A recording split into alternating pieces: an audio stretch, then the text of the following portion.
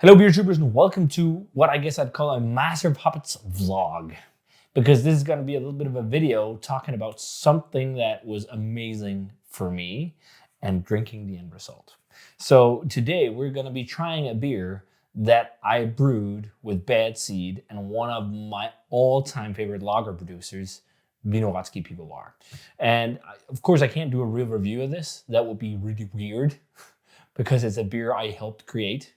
Although I didn't do much, I must say, I learned a lot, but I did a little bit of beer drinking and maybe throwing in some hops and stuff, digging out a bit of grain, but not a lot of the technical brewing. Like when you show up at a different brew house for a collab, you don't often get to do a lot of the heavy handiwork other than like pulling out grains and stuff, because you don't know their processes and everything like to a T as the brewers do. So you usually leave the brewers to what they know.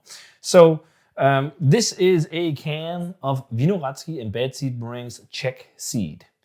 There was a lot of buzz about this collab in Denmark. I'm a little late to the party with this video, but I really wanted to do one because I've also been holding off drinking it, mainly because I wanted my first reaction on camera to this collab, because I was so stoked about going to Prague and brewing with Vinohradský that I kind of wanted to savor this on camera. So as you probably have seen through countless videos, one of the main reasons why I'm a big fan of Vinohradský is because they make amazing lagers. They make a lot of great beers, but they're so good at lagers. They nail the Czech style. Their 11 is one of my all-time favorite beers, and I drank a lot of that weekend in Prague. So I've done countless videos on the beers, and it was really fun because we've met each other quite a few times at festivals. They've been at the festival we host at Bad Seed, and we got in talks about making a collab, and they invited us to Prague, and it ended up just being me. So I just went there on my own, and it was a crazy weekend. But I am thirsting for this, so let's check out Czech Seed here. It's 6.7%, so it's quite strong. Světlý Nečak, strong pale lager in the Czech style. All parameters on here is, to the max. Hop character, aftertaste, everything. 6.7%, as I said, unfiltered, unpasteurized, double decocted with Saaz Comfort, Bohemia, and what was the last hop? Country hops. So we'll get into that in a minute and what we created here. Now I want to see how it turned out. So man, this looks great in the glass. It looks like a darker, richer, like wintertime lager. Nice frothy head. Oh, I could smell that a mile away.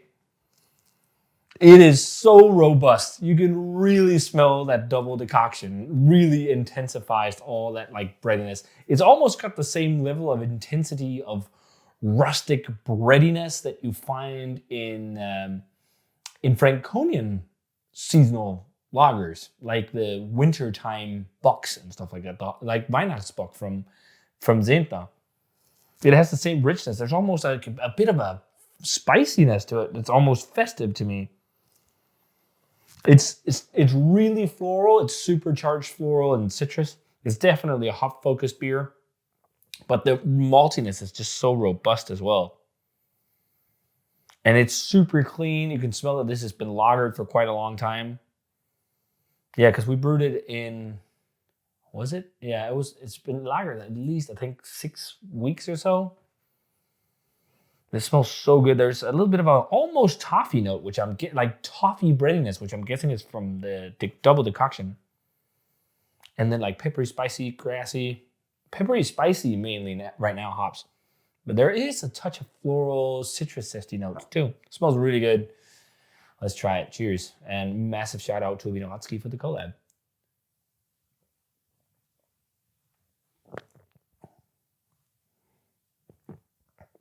Man, that is dangerous. 6.7%.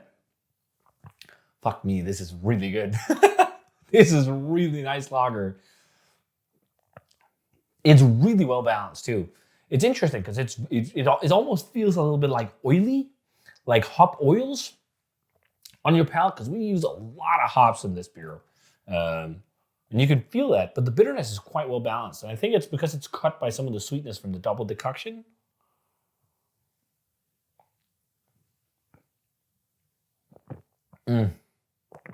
That is really nice.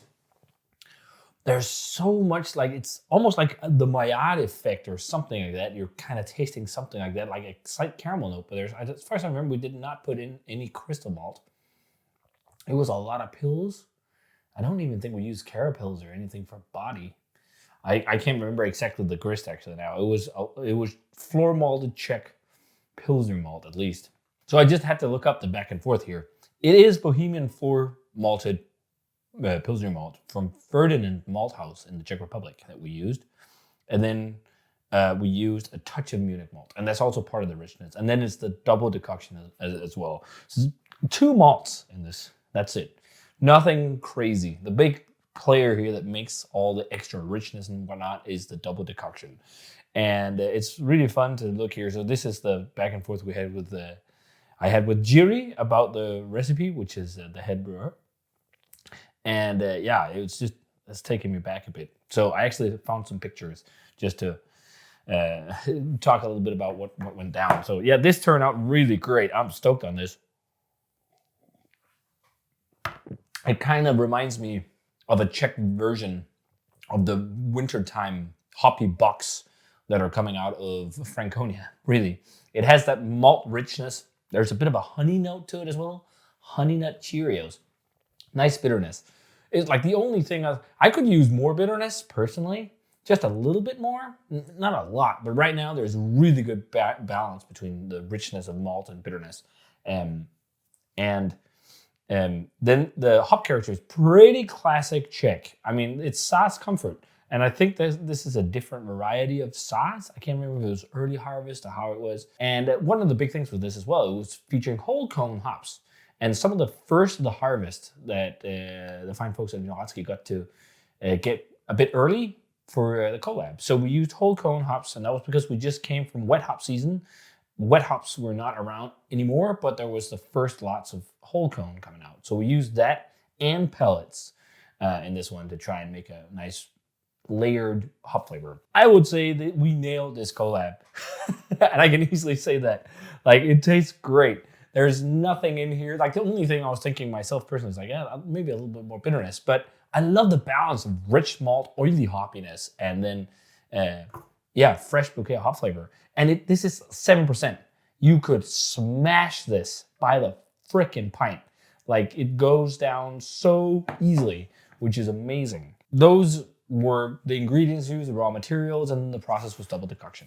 So I just wanted to talk to you guys about the brew day and how everything went, because it was so much fun. The guys at Vinohradský, Dan, Jiri, Jitka, and Jirka, such amazing people, and they were such great hosts. Like, they really took so much care of me when I was there, which was amazing. And they really showed me Prague in such a short time. I got to see a lot of Prague and a lot of bars, which was awesome. So we had a lot of fun. So I also want to thank you guys for having such a great time with me and showing me around and being so great hosts.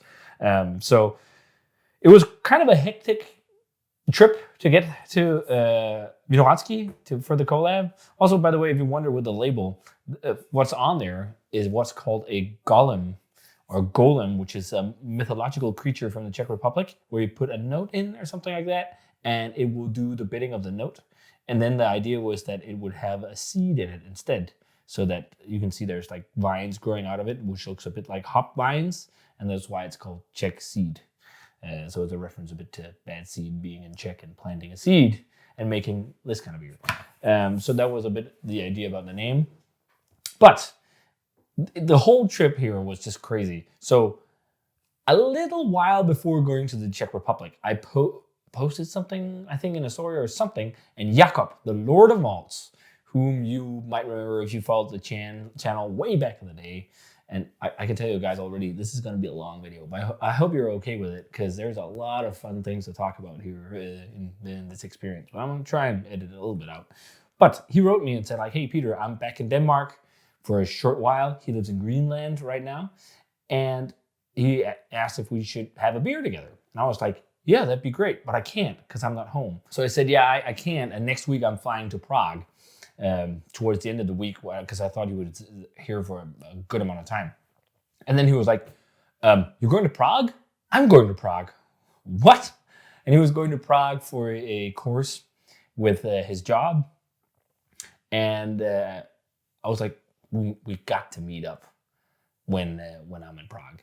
So totally random. That was before the trip. So we agreed to meet up. So then what happened was I was going to a birthday party, a 30-year birthday party in Copenhagen.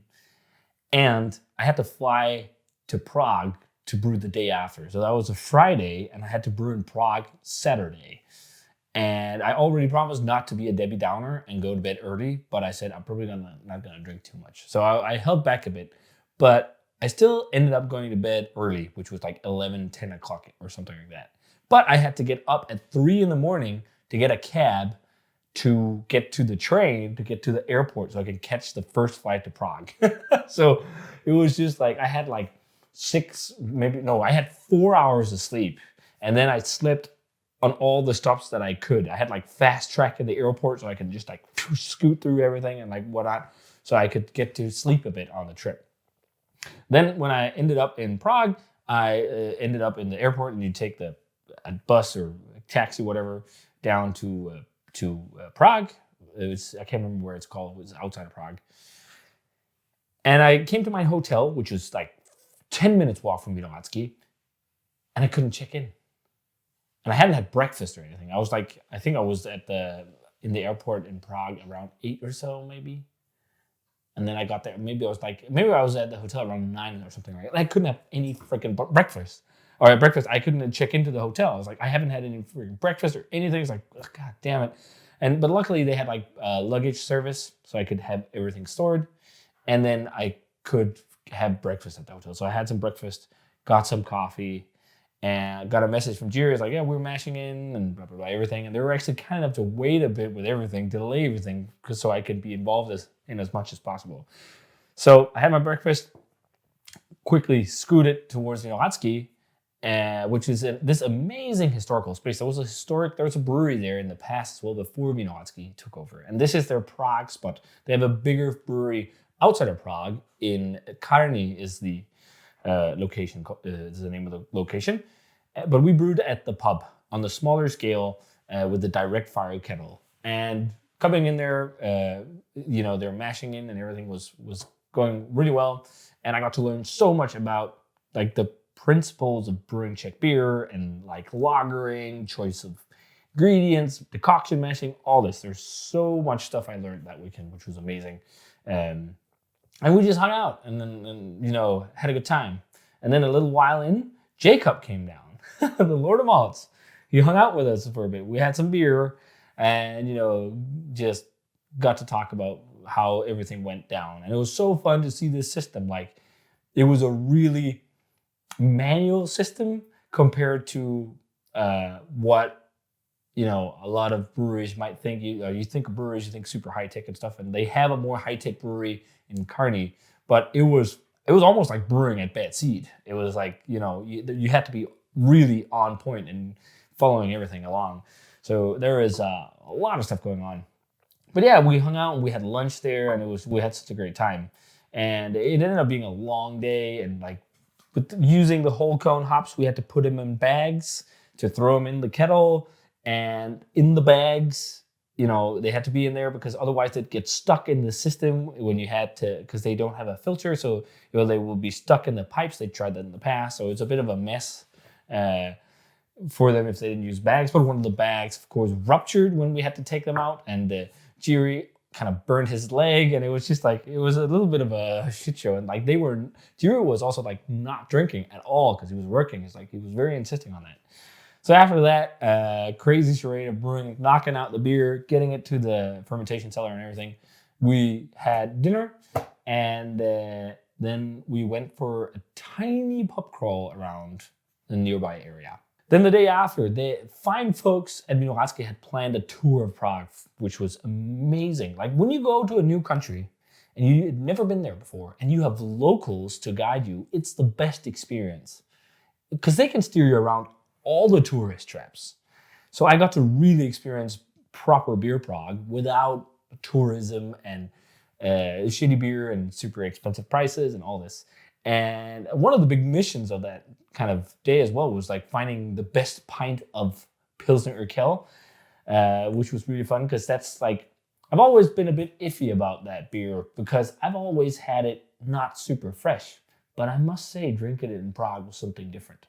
When we had it in the best conditions at the best par, it was magic. It was really freaking good. And I think it's such a fragile beer style, so it's a bit hard. And the thing with that beer is also like it purposely has diacetyl, the butterscotch note.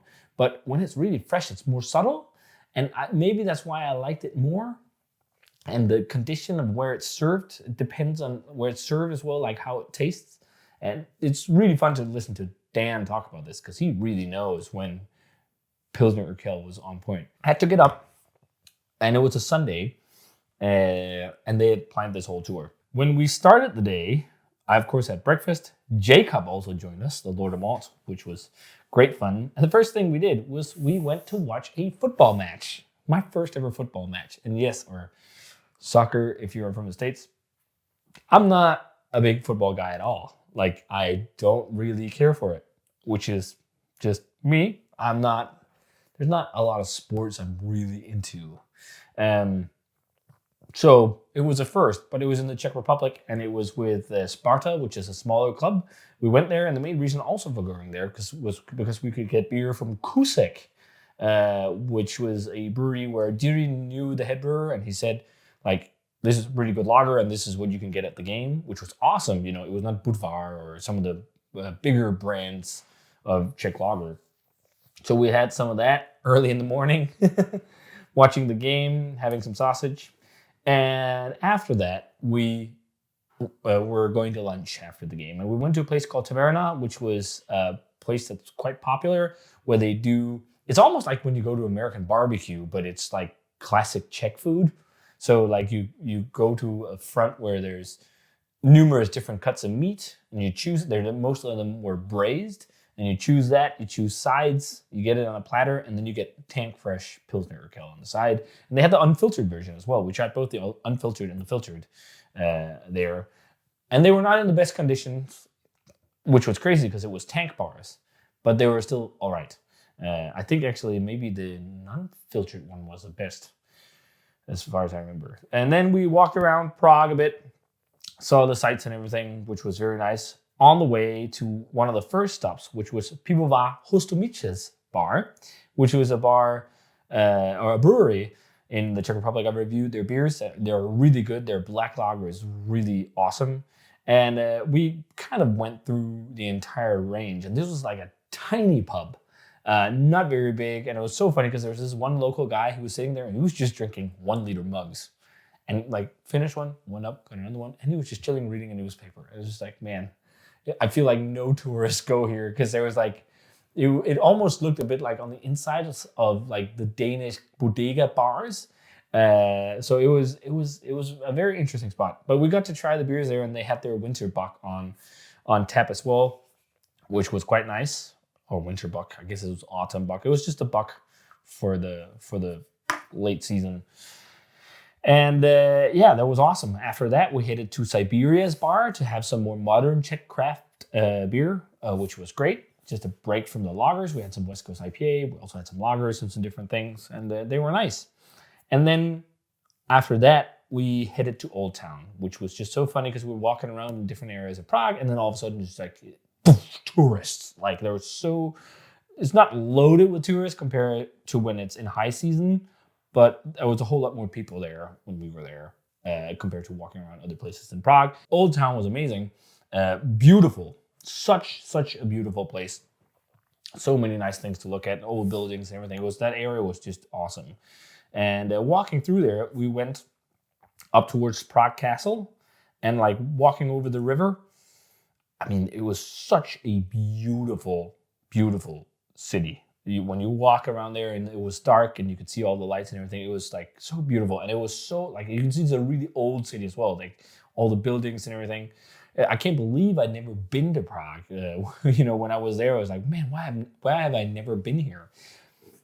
And then we had the best pint of Pilsner Urquell on the entire trip, which was around Prague Castle, near to a Starbucks. I can't remember the name of the bar / restaurant at all, but it was a place where Dan was like, "This is amazing." Like he's like, if we weren't going to where we're going to eat, we would have had food here, and I can't remember the name, so that's how it is. But then we finished going to what was probably the best beer spot of the trip, if we're not talking Vinohradský, of course, which was Klášterní pivovar Strahov. So near Prague Castle, there was a big monastery, and this monastery has a brewery as well, which is it's not owned by the monastery. It's independently owned, but they rent the premises there. There's a lot of tourists that go there and everything, whatever. But I did not have like crazy high expectations or anything because I didn't know anything about the brewery, and I just went in there and I was like, fuck. I had some of their beers. I had their black lager. I was like, this is one of the best black lagers I've ever had. Like, what the fuck? It was just amazing. And we sat there, we had food, some classic Czech food. And then the head brewer was there, and he was kind enough to show us the premises. And it was tiny. Like, it was so small. Like, it's kind of like a pub brewery. Maybe even, just like tiny. Almost, maybe not nano, but it was like so small. And it was awesome. We got to try some beer from the tanks and whatnot, but they also made spirits. I think they made gin, but what really struck me was that like black lager was so good. They also made some good hazies and stuff as well, which was really great. I even named this brewery as a brewery to watch / put it in my runner-up list on my top 10 because I was really surprised by Strahov. It was really good, and that was where we finished the night, and everyone went their separate ways. So yeah, it was just amazing, and we got so much. I got to experience so much in such a short amount of time. It was maybe almost a bit rushed, but that's because I had to get back home. A new week was starting, got to get to work and everything. So I had the Monday of traveling home and getting back. So I kind of just wanted to talk to you guys about that trip and what I experienced and some of the highlights there. Because I never got to do an on-the-road video because I actually brought gear so I could do something. But there was just so many things happening all the time. We were talking, we were hanging out. It felt weird for me to just pull out a camera and be like, hey, let's start to do a video. So I was just, just hanging out and chilling and having these guys show me around, which was awesome. So massive thanks to Vinohradský for that weekend and the collab and everything. It was just so much fun. So hopefully I'll be back in Prague soon, sooner than later. That was amazing. That's like a pretty amazing beer city, especially if you're into lager. And a massive, shout out for this collab. I think this turned out really well. I almost drank it all already. This is a great, strong, hoppy, pale lager, Czech pale lager. And again, it reminds me a little bit of the hoppier wintertime lagers they do in Bucks in Franconia, where they're a bit more rich in the malt, but still quite hop forward. I think it turned out really, really good. I'm not going to put a number on it. I just really enjoyed this.